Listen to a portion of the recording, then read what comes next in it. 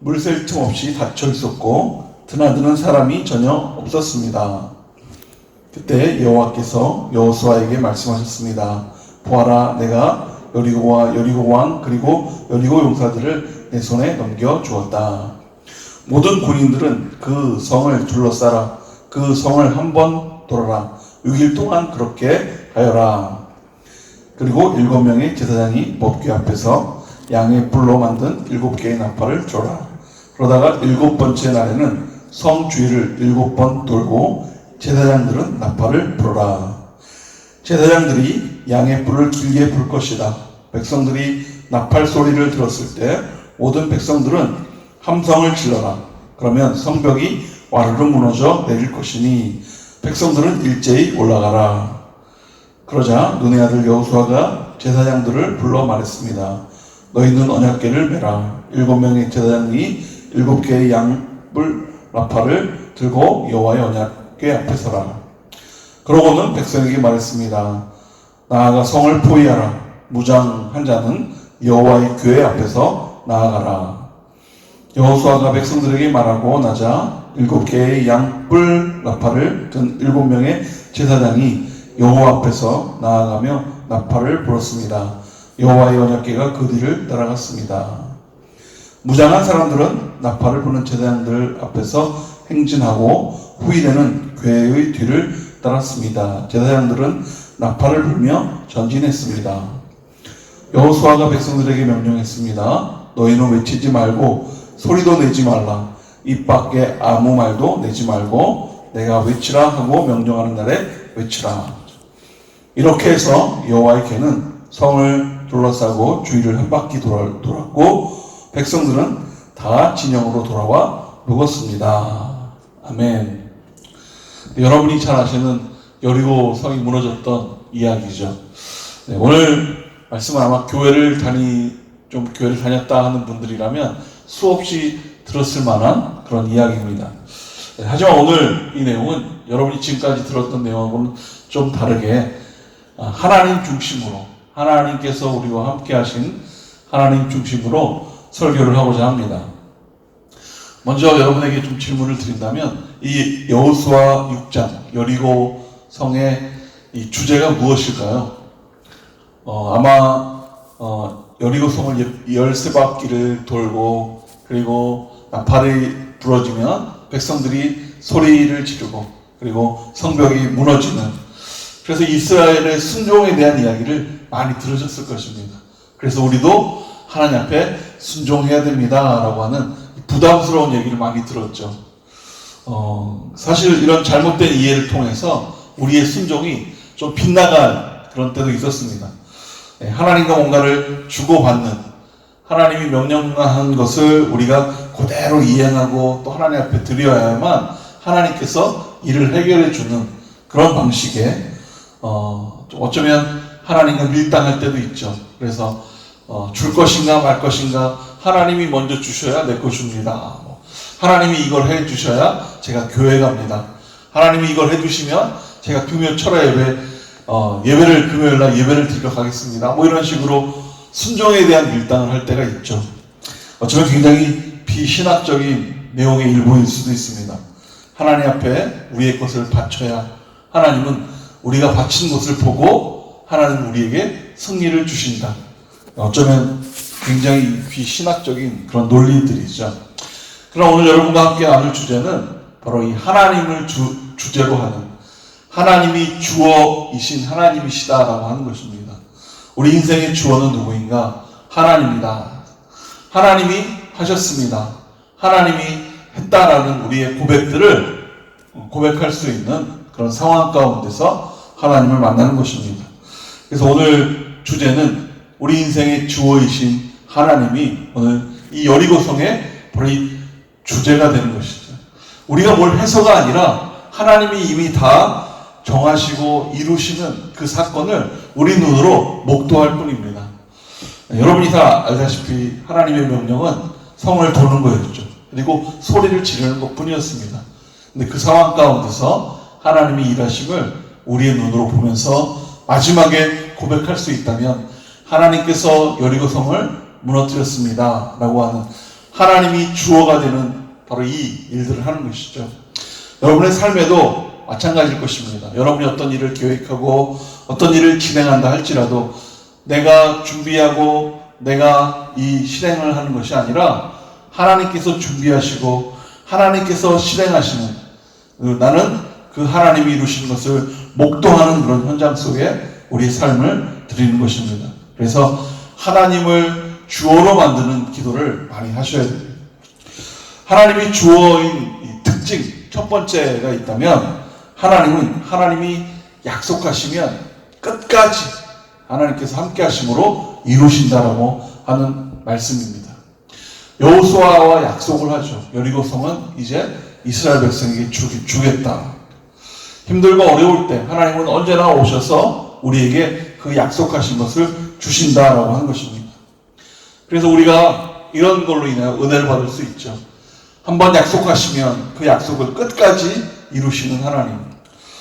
우리 때로는 우리 상황 속에서 실패할 때도 있습니다. 어려울 때도 있죠. 사업을 하시는 분은 사업에 실패할 때도 있고요. 또 학생 같은 경우에는 여러 대학이나 또 아니면 공부하면서 내가 원했던 성적만큼 나오지 않아 어려움을 감당하기는 힘든 그런 상황 가운데 있을 수 있습니다. 또 취업하는 분들이라면 내가 가고자 했던 것, 내가 원했던 일들을 잘 못할 때 어려움이 있을 수 있죠. 그런데 우리는 그런 상황 속에서 절대 낙담할 필요가 없다라고 하는 것입니다. 하나님이 나에게 어떤 약속을 했는지를 다시 한번 찾아내는 것이 참 중요합니다. 내가 사업을 할 때 하나님과 어떤 약속을 했는가? 하나님과 나와의 약속, 내가 학생으로서, 내가 직장인으로서 하나님과 나눴던 비전을 발견하고 비전 안에서 하나님이 이루어 가신 것을 우리 눈으로 목도하는 것입니다. 그래서 절대 어떤 상황 가운데도 낙담할 이유가 없고 낙담할 필요가 없습니다. 여러분이 생각하는 것만큼 일이 잘 진행되지 않을지라도 낙담하지 않는 여러분 되기를 간절히 원합니다. 하나님이 하시기 때문입니다. 여호수아를 생각하면 여호수아가 얼마나 두려웠을까가 생각이 되죠. 모세를 늘 쫓아다녔는데 모세가 세상을 떠났습니다. 그리고 이스라엘을 이끄는 리더가 된 것이죠.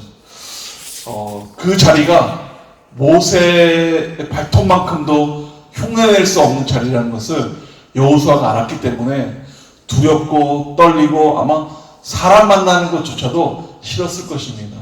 그런데 이 여호수아를 가장 먼저 찾아온 것이 바로 하나님이시다라고 하는 것이죠.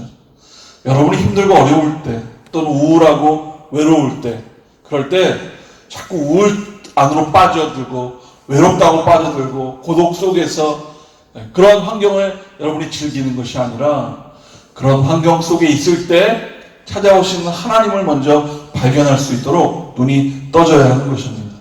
오늘 하나님께서 여호수아에게 오셔서 하신 말씀이 있습니다. 내가 모세에게 말한 대로 내가 네 발로 밟는 곳마다 내게 줄 것이다.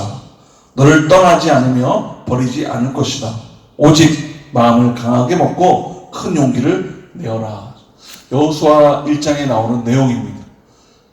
여호수아가 힘들어할 때 하나님은 팔짱 끼고 구경하시는 분이 아니라 직접 오셔서 만나주시고 힘을 주시는 분, 바로 그분이 하나님이시라는 것입니다. 오늘 여러분이 마음속에 하나님을 믿기로 굳게 결정했다면 바로 이 하나님을 만나셔서 여러분이 새로워져야 됩니다. 오늘 담대한 마음을 갖고 다시 한번 힘을 얻고 용기를 내고 그리고 마음껏 부르짖을 수 있는 기도를 하는 그런 사람으로 변화되는 것입니다. 여호수아는 이제 알았습니다. 이제 혼자가 아니구나. 하나님을 믿고 확신하는 그런 일들로 인해서 여호수아는 더욱 담대해졌습니다. 모세보다 크신 하나님을 지금 만나고 있는 것이죠. 여러분도 어떤 상황 가운데서 하나님을 만나 모세보다, 여러분이 당하는 어떤 상황보다 더 크신 그런 하나님을 깨닫는 여러분 되기를 간절히 원합니다. 사람을 의지하는 것보다요, 사람이 아닌 하나님을 의지하는 것이 가장 큰 힘이 되는 것이죠. 대부분의 목사님들이 장례식장에 가서 장례 예배를 드릴 때 그런 말씀들을 많이 합니다. 인간의 위로도 많이 필요하지만 그러나 인간의 위로보다 한계가 없으신 성령님의 위로가 오늘 유가족들에게 임하길 간절히 원합니다. 하나님이 주시는 위로는 정말 한계가 없죠. 하나님의 능력이 오늘 우리에게 역사합니다. 여호수아에게 임했던 그 하나님이 오늘 우리에게 함께 하셔서 우리에게 오늘 힘과 용기를 주신다라고 하는 것입니다. 혹시 여러분 힘들고 어려운 고난 가운데 아니면 머릿속이 막 터질 것 같은 그런 고민 속에 계신 분이 있으십니까? 오늘 하나님을 더욱 의지함으로 하나님을 붙들어 여러분의 문제가 해결되기를 원합니다. 여호수아 4장 14절에 보면 이런 말씀이 있어요. 그날에 여호와께서 모든 이스라엘 사람이 보는 앞에서 여호수아를 높이셨습니다. 이렇게 기록되어 있습니다. 여호수아가 하나님을 믿기로 결정하자 하나님은 모든 사람 앞에서 여호수아를 높인 것입니다. 오늘 우리도 마찬가지입니다. 오늘 우리의 일, 우리의 상황, 우리가 살아가고 있는 인생 앞에서 하나님을 믿기로 결정했다면, 그리고 하나님의 모든 일하심의 방법을 의지하기로 결정했다면 하나님께서 우리를 높여주실 뿐 아니라 우리 안에 있는 모든 문제를 하나님이 해결해 주시고 우리의 막혀있는 길을 열어주실 뿐 아니라 우리가 답답한 그런 마음 가운데 있는 것들을 하나님께서 시원하게 해주실 것이다 라고 하는 것입니다. 이제 여호수아는요, 아브라함이 모리아산에서 하나님의 말씀으로 이삭을 번제물로 바치죠. 그때와 동일한 상황으로 여호수아의 마음이 있는 것입니다. 하나님의 일하심, 하나님의 방법을 온전히 믿는 것이죠. 그리스도인에게 가장 필요한 것이 있다면 하나님을 믿고 또 하나님의 성품을 우리가 이해하지만 어디에서 가장 막히냐면 하나님의 일하시는 방식에 대해서 이해를 못할 때가 많습니다. 하나님 왜 이렇게 해야 됩니까? 하나님 왜 그렇습니까? 라고 하는 그 질문들로 하나님의 일하는 방식을 인정하지 못할 때가 많이 있죠. 저도 가끔 그렇게 질문합니다. 저도 30이 넘어서 이제 거의 30대 중반에 목회자가 되었는데 그럴 때 가끔 기도를 합니다. 하나님 젊었을 때 20살 때 저를 부르고 그렇게 하셨으면 정말 더 하나님 앞에 영광 돌리는 삶을 살았을 것 같은데요 라고 그렇게 하나님 앞에 제 마음에 있는 것을 기도하지만 하나님의 일하는 방식은 다른 것이죠. 제가 아마 20살 때 신학교를 가고 뭐 이렇게 진행하는 그런 과정 중에 있었다면 제 스스로 생각해도 아마 교만한 목사가 됐을 것 같아요. 성도님들의 마음을 잘 이해 못하는 그런 목사. 그런데 직장 생활도 하고 또 어느 정도 삶을 살고 아이를 낳고 키우다가 이렇게 목회자가 되니까 저 스스로도 제가 생각하기에도 많은 사람들 앞에 겸손함을 배우게 되고 또 성도님들의 마음을 이해할 수 있는 그런 상황이죠. 하나님은 우리에 맞게 하나님이 일하신다. 여러분 어떤 상황이든지 간에 하나님의 일하는 방식을 온전히 믿고 따라가는 여러분 되기를 간절히 원합니다. 한 해 동안 나에게 닥치는 어려움, 힘든 일들, 하나님이 나를 이끌어 주셨다라고 하는 그 믿음을 갖는 것이죠. 이것이 우리 인생에서 하나님을 주어로 삼는 일입니다. 그런데 인간의 실수는 어떤 실수가 있으십니까? 한 손으로는 하나님을 정말 어떤 누구보다도 아주 강력하게 붙잡습니다. 아주 꽉 붙잡아 하나님을 놓지 않지만 인간의 실수는 다른 손으로는 세상에 있는 것들을 휘젓고 다니면서 세상을 붙잡고 있다고 하는 것이죠. 한 손으로는 하나님을 붙잡고 또 한 손으로는 세상을 붙잡고 있기 때문에 우리가 상황 가운데서 방황할 때가 참 많습니다. 하나님을 믿기로 결정했다면 100% 하나님을 믿고 의지하는 것입니다. 그래서 말씀을 읽고 구하고 기도하는 그런 삶이 필요하죠. 내가 원하는 것이 아니라 내가 구하는 것이 아니라 하나님이 원하고 하나님이 기뻐하시는 것들을 위해서 기도해야 되는 것입니다. 오늘 그런 기도로 응답받는 여러분 되기를 간절히 바랍니다. 우리 1절 말씀에 이렇게 여리고의 일이 시작되죠. 1절 말씀 같이 한번 읽겠습니다. 시작. 여리고 성은 이스라엘 백성들로 인해 물샐 틈 없이 닫혀 있었고 드나드는 사람이 전혀 없었습니다. 1절만 읽어도 상상이 되시죠? 멀리 보여지는 그 성 주변에 정말 개미 한 마리 없을 만큼 아주 조용한 아무도 인적이 없는 그런 성으로 되어 있는 것이죠. 여기에 여리고가 다쳤다라고 기록이 되어 있는데요. 이 다쳤다는 히브리어로 사가르라고 합니다. 원어로 사가르라고 읽는데 좀 더 정확한 의미는 잠그다라고 하는 의미입니다. 다쳤다라고 되어 있지만 사실 잠그다죠. 다쳤다는 외부에서 안쪽을 바라볼 때 다친 것이지만 안에서는 다친 것보다는 잠가버린 의미가 있죠. 그래서 좀 더 정확한 의미로 잠그다의 의미를 가지고 있어요. 그러니까 여리고성은 다쳤다라는 표현보다는 여리고성은 여리고 안에 있는 사람들로 인해서 잠겨졌다라는 표현이 더 정확할 것입니다. 그리고 원문에 이 사가르를 강조하는, 다쳤다를, 잠갔다를 강조하는 그런 것을 위해서 두 번 반복합니다. 그러니까 히브리어로 읽으면 이렇게 읽습니다. 예리고 사가르 사가르. 물론 문법에 의해서 좀 다르게 읽혀지겠지만 원어대로 읽으면 여리고가 잠겼고 잠겼다라는 의미입니다. 예리호 사가르 사가르. 그래서 문이 굳게 닫힌 것을 이야기하죠. 여리고의 문이 완전히 잠그고 또 잠겨졌다라는 의미입니다. 그리고 밖에서 여리고를 바라볼 때는 포기가 되었어요. 저 성을 어떻게 무너뜨릴 수 있을까? 공격할 마음도 사라지고요. 도저히 방법이 없으니까 포기하고 맙니다. 그런데 그때 하나님이 등장하시죠. 2절 말씀입니다. 우리 2절 같이 한번 읽겠습니다. 시작. 그때 여호와께서 여호수아에게 말씀하셨습니다. 보아라, 내가 여리고 왕 그리고 여리고 용사들을 네 손에 넘겨 주었다. 하나님이 주어인 것의 특징의 두 번째는 하나님이 등장할 시기에 반드시 하나님은 등장하신다라고 하는 것입니다. 지금 하나님이 가장 필요한 시기죠. 여호수아조차 어떻게 할 수도 없는 상황 속에서 하나님이 등장하신 것입니다. 난공불락의 성을 어떻게 이겨낼 수 있을까? 어떻게 무너뜨릴 수 있을까? 잠기고 또 잠긴 그 성을 바라보면서 여호수아의 마음에는 모세가 그리웠을 것입니다. 모세가 있었으면 어떻게라도 해볼 텐데 도저히 나는 못하겠다라고 하는 그 마음. 그러나 그때 하나님이 등장하시죠. 그래서 모세보다 크신 하나님이 등장하심으로 말미암아 여호수아는 담대해졌습니다. 여러분도 하나님을 기대하시길 바랍니다. 여러분이 지쳐 있을 때 하나님은 반드시 등장하십니다. 여러분 이 말씀, 이 하나님의 성품에 대한 믿음이 있으셔야 돼요. 내가 우울하고 외로울 때 자꾸 우울하고 힘든 일에만 집착하게 되면 하나님이 보이지 않습니다. 그러나 힘들고 어려울수록 하나님을 찾고 구하는 자에는 하나님이 반드시 등장할 뿐 아니라 하나님을 보여주시죠.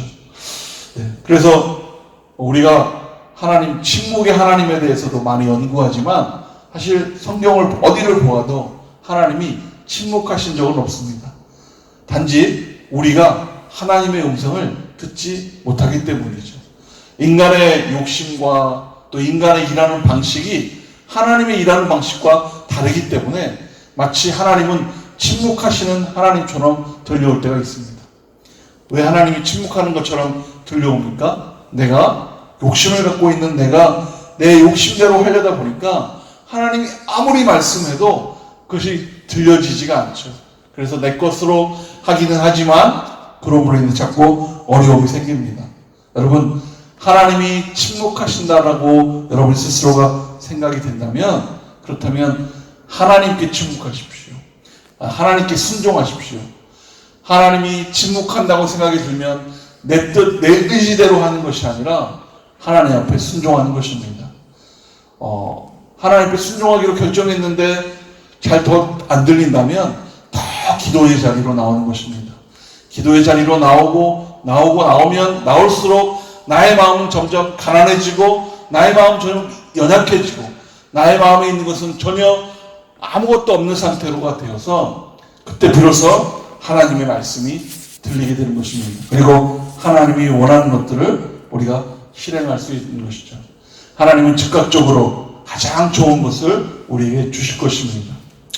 하나님이 주어가 되는 특징의 이 세 번째는 하나님은 질서의 하나님이라는 것입니다. 질서는 순서입니다. 질서는 정결이고 질서는 단순합니다.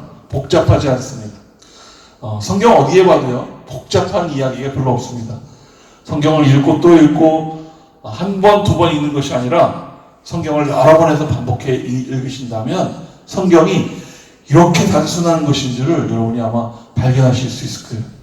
성경은 복잡하지 않습니다. 성경은 누구 이야기입니까? 예수님의 이야기예요. 오실 예수님과 그리고 오신 예수님 그리고 다시 오신 예수님에 대한 이야기인데 거기서 자꾸 복잡한 것을 우리 스스로가 만들려고 하다 보니까 성경이 복잡한 것처럼 느껴지지만 성경은 전혀 복잡한 책이 아닙니다.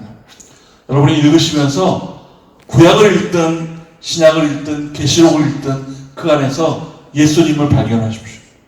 성경 안에서 예수님을 발견할 수 있다면 내 안에 강력한 믿음으로 말미암아 하나님이 보이고 그리고 오늘 여호수아처럼 하나님을 쫓아 따라가는 그런 일이 생기는 것입니다.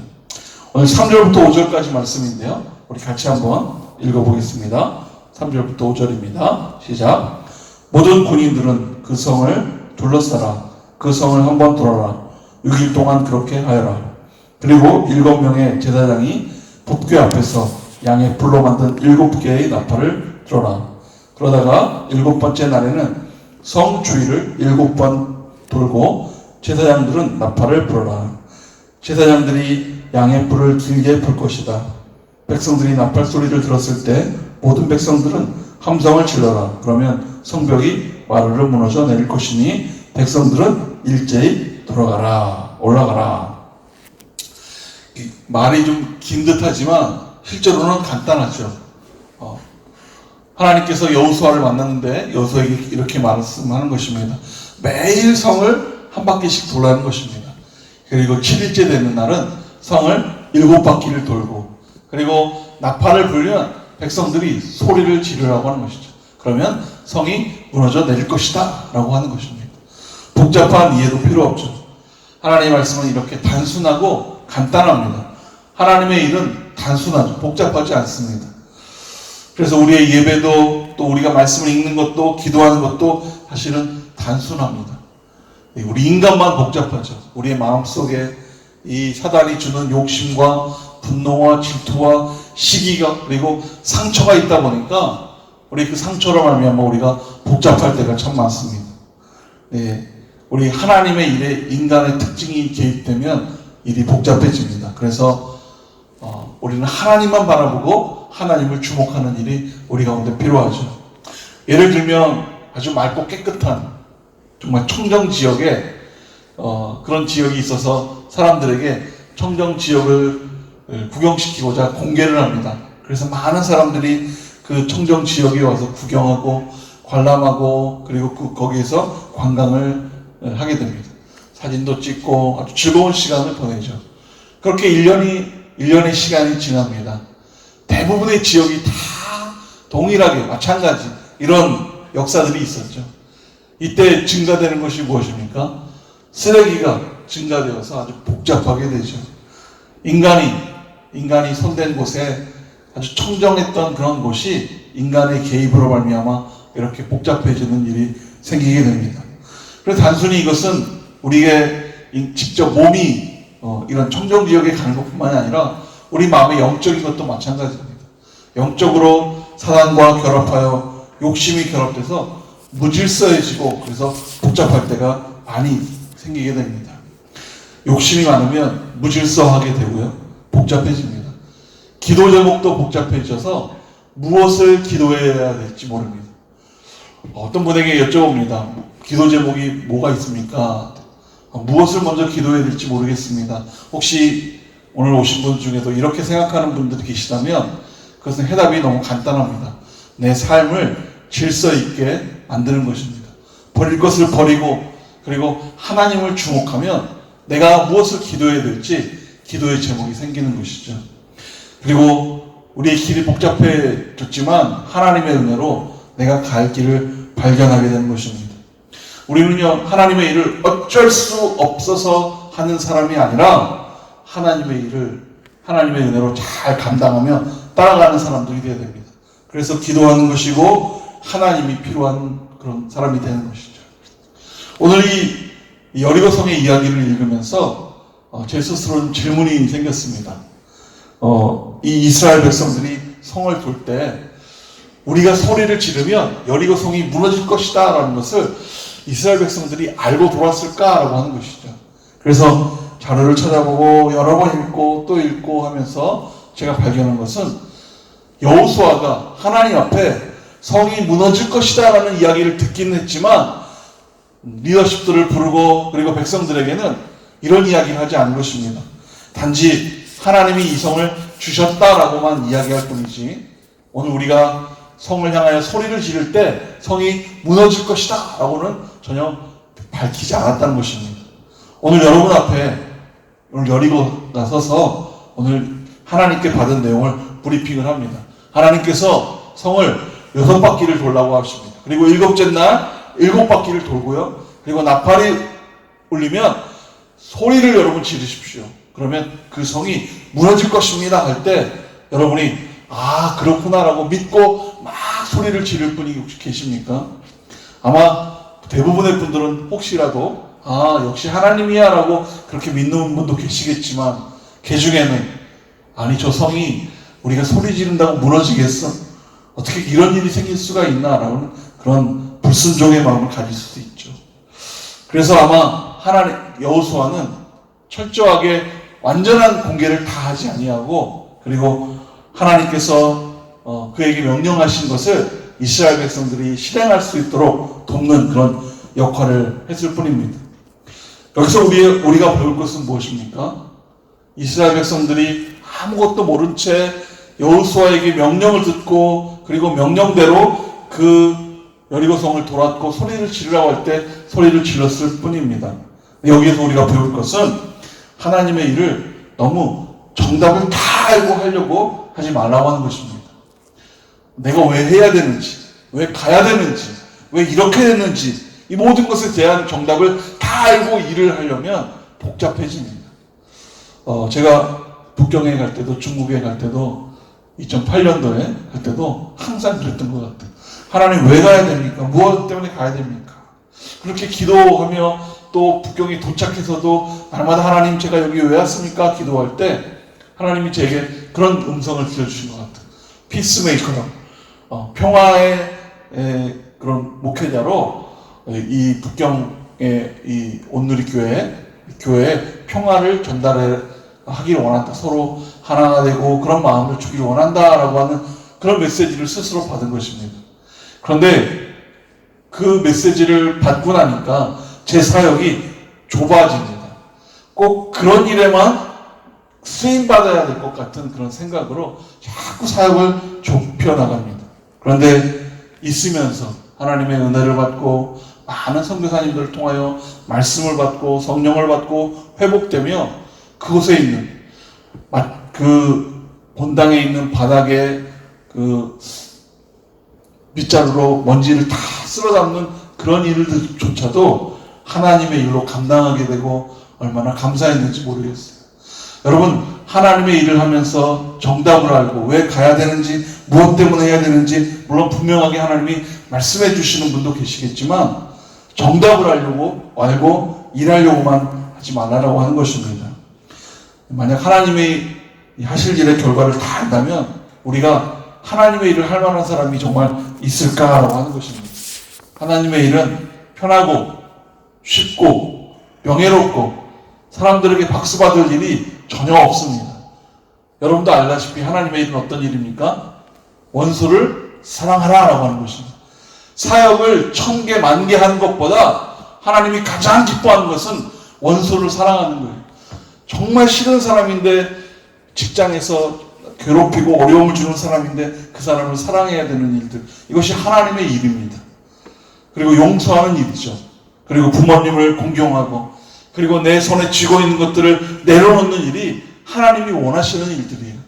하나님이 원함이 뭡니까? 항상 기뻐하고 쉬지 않고 기도하고 범사에 감사하는 것이 하나님의 뜻이다. 이렇게 살아라라고 하나님이 우리에게 말씀하셨어요. 그런데 왜 하나님 항상 기뻐해야 됩니까? 왜 기도해야 됩니까? 왜 날마다 감사해야 됩니까? 라고 묻고 정답을 알고 하는 것이 아니라 하나님의 말씀이기 때문에 우리가 순종하며 그렇게 살아가는 것이죠. 오늘 여호수아는 하나님의 명령을 받고 이스라엘 백성들을 너무 잘 알았기 때문에 이스라엘 백성들에게 하나님이 하신 모든 말씀들을 다 알려준 것이 아니라 하나님이 말씀하신 대로 행하게끔 그렇게 인도를 하고 여리고성을 돌게 됩니다. 나중에 우리가 읽지는 않았지만 뒷부분에는 결국 여리고성이 무너지는 결과가 있었죠. 중국의 얘기를 죄송합니다만 중국에 있었을 때 그 집사님 한 분이 회사에서 발령을 받았습니다. 다른 부서로 전출이 되었는데 본인이 지금까지 해왔던 업무 성격하고는 완전히 다른 부서였어요. 그래서 좀 고민이 되셨습니다. 높은 자리도 아니고 그렇다고 월급을 많이 주는 자리도 아닌데 처음 일했던 곳과는 생소한 자리로 전출이 되니까 좀 고민을 많이 하셨어요. 왜 이렇게 자리를 옮겨야 되나. 그런데 어쨌든 그 자리로 옮겼는데 그 옮긴 자리는 교육부서였습니다. 그 회사 사람들이 기본적인 그런 그 교육을 하는 또 그 회사에 나오는 여러 가지 제품들을 교육하는 그런 교육부서였어요. 나중에 집사님이 고백을 하십니다. 이런 고백을 하셨어요. 내가 왜 교육부서로 갔는지 이제 알겠습니다. 제 마음은 항상 중국인들에게 복음을 전하고 싶었습니다. 그런데 복음을 전할 방법이 없었는데 그 교육부서에 가서 한 달에 150명 이상의 사람들을 만나니까 교육 중에라도 복음을 전달할 수 있어서 너무 감사했습니다라고 하는 것이죠. 만약 하나님이 왜 가라 그랬는지를 알고 가고자 하는 마음이 있었으면 그런 일을 못했을 것입니다. 그런데 하나님이 가라 하니까 가서 그곳에서 일하면서 깨달아가면서 하나님의 위대함과 하나님의 놀라운 은혜를 경험하는 것이죠. 오늘 여러분 마음 가운데도 아직 결정하지 못한 하나님의 일이 있다면 오늘 하나님께 순종하고 나가는 여러분 되기를 원합니다. 그때 하나님이 여러분의 필요한 것들을 부어주시고 여러분에게 나타나셔서 주어로서 여러분에게 해주실 은혜들을 여러분에게 주실 것입니다. 하나님의 계획은 분명하고 확실합니다. 오늘 이 하나님을 따라서 우리의 삶이 변화되어야 되는 것입니다. 혹시 고민이나 어려움 가운데 계신 분 계십니까? 나에게는 왜 이런 고민이 찾아왔을까? 나에게는 왜 이런 고난이 찾아왔을까? 나에게 이런 병이 왜 찾아왔을까? 이렇게 고민하는 분이 계신지 모르겠습니다. 베드로가 무리를 걸을 때 물이 파도가 치자 점점 빠져들게 되죠. 아마 이 설교를 준비하다가 베드로를 묵상하니까 천국에 있는 베드로가 저와 여러분에게 이런 질문을 할 것 같아요. 물 위를 한번 걸어본 사람이 있어? 이렇게 막 자신 있게 아마 우리에게 그런 질문을 할 것 같습니다. 우리는 머릿속으로 여러 가지 복잡한 생각들을 하게 되죠. 나에게 고난이 찾아온 이유는 뭘까? 병이 찾아오는 이유는 뭘까? 나에게 왜 아픔이 찾아왔을까? 고통이 찾아왔을까? 내 마음에 왜 이렇게 분노가 있을까? 또 나에게 이렇게 어려운 일이 나에게 와서 나는 막 매일같이 힘든 일만 이렇게 감당할까라는 그런 고민들이 있을 수도 있습니다. 그러나 우리가 우리 마음의 이 복잡함을 다 내려놓고 우리에게 정답을 주시는, 우리를 항상 기쁨으로 인도하시는 하나님을 믿고 구하며 하나님의 길을 따라갈 때 우리 안에 있는 모든 문제가 해결된다고 하는 것입니다. 오늘 여리고성을 13바퀴를 돌라고 하셨습니다. 그래서 13바퀴를 돌게 됩니다. 그리고 나팔 소리에 맞춰 함성을 지르라고 하죠. 사실 이스라엘 백성들에게는 별로 큰 어려움은 아닙니다. 한 200만 명 정도가 여리고성을 한 바퀴를 삥 돌고 나서 그리고 들어가서 하루를 쉬게 되고 또 마지막에 나팔을 불 때 소리를 지르라고 할 때 그냥 마음에 있는 소리를 그냥 지르면 되는 것이죠. 이스라엘 백성들에게 진짜 어려운 것은 바로 이 하나님과의 관계입니다. 하나님이 자신들과 함께 하시는지 확신을 갖는 일이 진짜 어려운 일이었죠. 여러분에게도 그런 일이 있기를 원합니다. 무엇보다도 하나님이 나와 함께 하실 거야. 하나님은 언제나 내 편이야. 하나님은 나에게 항상 정답을 보여주시고 하나님이 등장해야 될 시기에는 반드시 하나님은 등장하셔서 우리의 길을 열어주신다라고 하는 것이죠. 오늘 여러분이 기도하시면서 오늘 여러분의 인생 속에서 이러한 경험이 여러분 가운데 가득하기를 원합니다. 이스라엘 백성들은 다른 것 고민하지 않고 그래서 여호수아의 명령을 따라 철저하게 복종합니다. 명령에 따라 순종하는 것이 단순한 것이죠. 우리 6절부터 읽지는 않았지만 오늘 이 이스라엘 백성들이 그대로 실행하는 장면이 우리 9절까지 등장을 합니다. 그리고 여호수아가 명령으로 이 이스라엘 백성들에게 더욱 담대함으로 말하게 되죠. 10절 말씀인데요. 우리 10절 말씀을 같이 한번 읽겠습니다. 시작. 여호수아가 백성에게 명령했습니다. 너희는 외치지 말고 소리도 내지 말라. 입 밖에 아무 말도 내지 말고 내가 외치라고 명령하는 날에 외치라. 아마도 연극으로 이 장면을 표현했다면 상당히 멋있을 것 같습니다. 어쩌면 이 여호수아의 담대함이 여리고성을 무너뜨린 것이 아닐까라는 그런 생각도 해보게 되는데요. 아마 이렇게 마지막에 이야기했을 것 같아요. 내가 외치라고 명령하는 날에 너희들은 힘껏 외쳐라! 라고 아마 여호수아는 강력하게 이렇게 하나님의 말씀을 대언했을 것 같아요. 하나님이 주어가 되는 네 번째 특징이 있다면 하나님은 우리에게 담대함을 주신다는 것입니다. 여러분이 하나님을 주어로 삼기를 결정할 때 어떤 상황 가운데서든지 하나님은 우리에게 담대함을 주신다라고 하는 것입니다.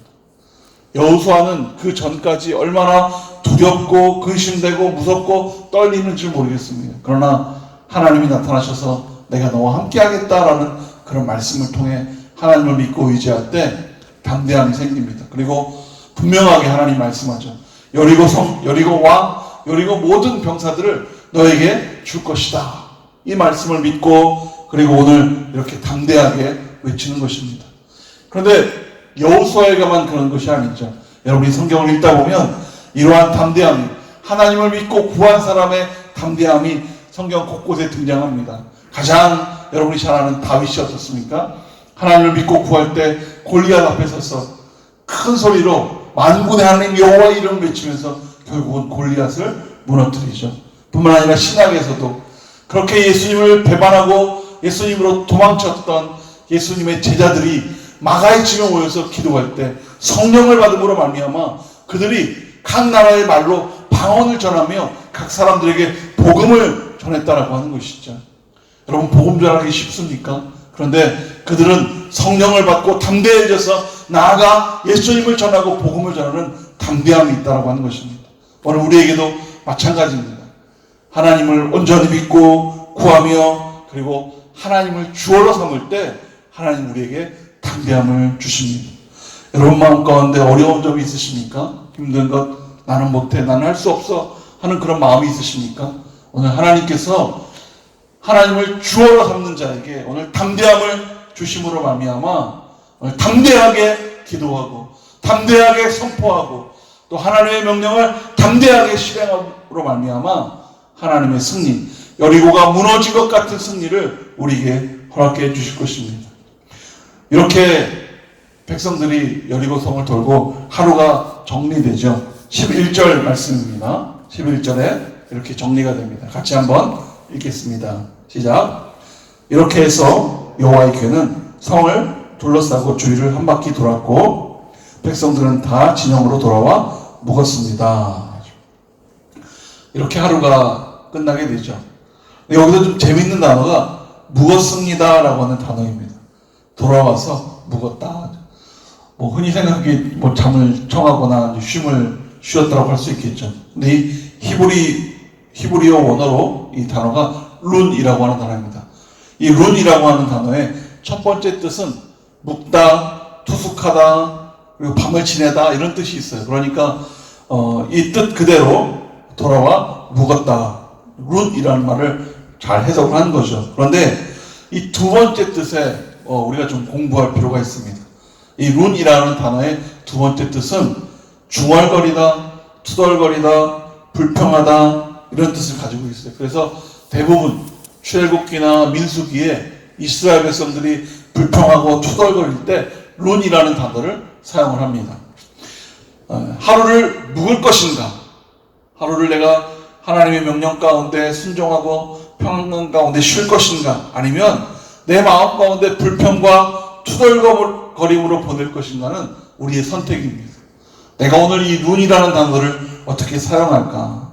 이 동사는 하나님께서 부여해 주신 이 지도자들 권위에게 순종하고 그들을 잘 따라야 됨에도 불구하고 반대의 마음을 갖는 것입니다.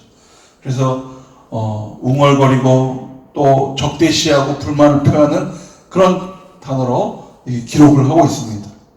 오늘 우리도 마찬가지입니다. 내가 하나님 앞에 하나님을 주어로 삼고 순종을 할 것인가, 아니면 내가 불평을 가지며 나는 왜 이렇게밖에 못 사는가, 나는 왜 이런 삶을 살아야 되는가, 나는 왜 이런 고난을 살아야 되는가, 나에게는 왜 이런 병이 찾아왔는가, 이런 불평을 하며 털어놓으며 살 것인가 라는 것은 오늘 우리가 선택해야 될 문제인 것이죠.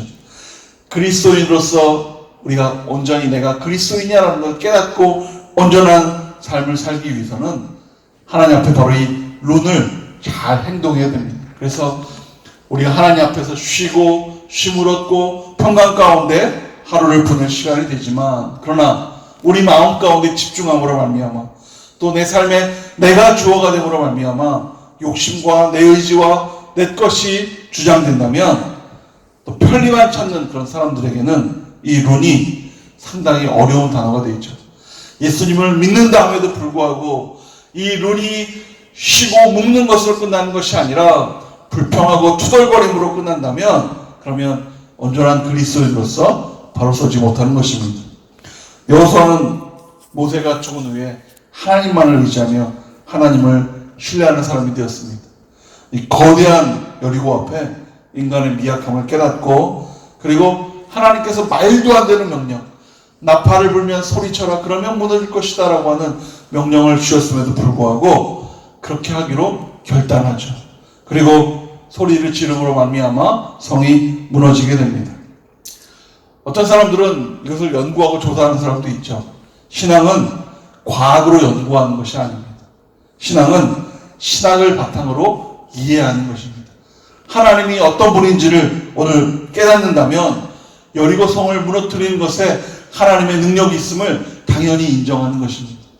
여리고 성을 무너뜨리는 것뿐만 아니라 오늘 여러분을 방해하고 여러분의 인생을 괴롭히는 모든 사단의 무리들을 하나님은 한 방에 무너뜨리고 여러분이 하나님을 주어로 삼고 살아갈 수 있는 그런 인생이 될 수 있도록 여러분을 이끄시는 하나님이시는 것을 우리는 인정할 수 있는 것이죠.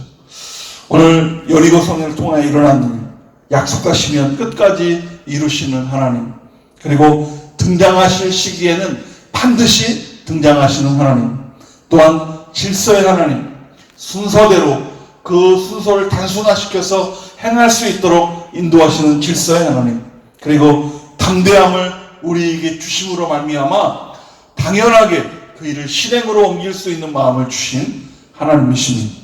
오늘 날마다 여러분의 삶이 이런 하나님의 은혜로 덮여서 하나님을 주어로 삼는 그런 신앙되는 여러분 되기를 간절히 축원합니다.